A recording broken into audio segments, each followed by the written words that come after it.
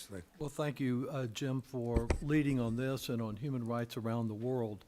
The forced transfer of children from an occupying country to that occupying state is not a side effect of war. It's a crime. It's defined as such under the Geneva Convention.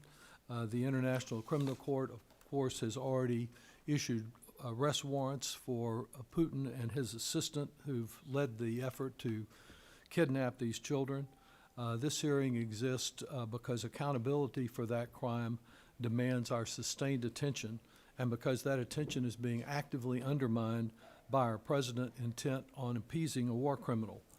3 years ago, along with the commissioners of the Helsinki Commission, I was in the same courtroom in Nuremberg that tried the Nazi war criminals. And we heard from a number of Ukrainian NGOs and officials there about the war crimes with reference to kidnapped children and other violations, the crime of aggression that were occurring in Ukraine. Of course, each year we pass an anniversary and another toll of lives and of children who've been stolen. These Russians should be in a similar courtroom, not directing even more attacks each night, each day on Ukraine. But I'm as concerned, and I'm glad this hearing gives us an opportunity to explore it more, the issues to which Congressman McGovern has already mentioned about what our own government is doing to subvert the efforts to find and return these children. The Trump regime went after the children by cutting the funding for the U.S.-based programs that were responsible for tracking thousands of these children. I led a bipartisan group of colleagues in urging the State Department to maintain funding for the Humanitarian Research Lab at Yale, a program the Ukrainian government has relied upon to identify these children. And that request to state was flatly denied. And so after the denial, a group of us, 50 in all, sought funding for the continuation of the work of that Yale lab. Yale's program has been forced to survive on private donations, and its future remains deeply uncertain. We were actually successful in getting an appropriation for Yale, and yet the money has never reached Yale. In its latest report, documents that Rosneft and Gazprom are directly involved in trafficking Ukrainian children are significant.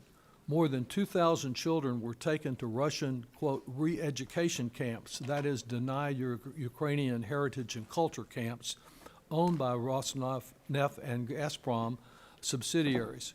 By Trump lifting sanctions, these companies are now free to sell Russian oil, as are the Iranians who are firing the missiles at us because the sanctions were lifted on them also. They can bank billions for the Kremlin war machine and face no consequences for their role in child trafficking. Trump is helping the companies trafficking these children while cutting off the people trying to find them. If he truly cared about Ukrainian children, he would immediately reimpose these sanctions on these two companies. Instead, when the State Department learned of the Yale report, they ceased all contact with Yale. Yale was supposed to receive $5 million of the $15 million that we secured in appropriations last year for these efforts, money that is now in jeopardy.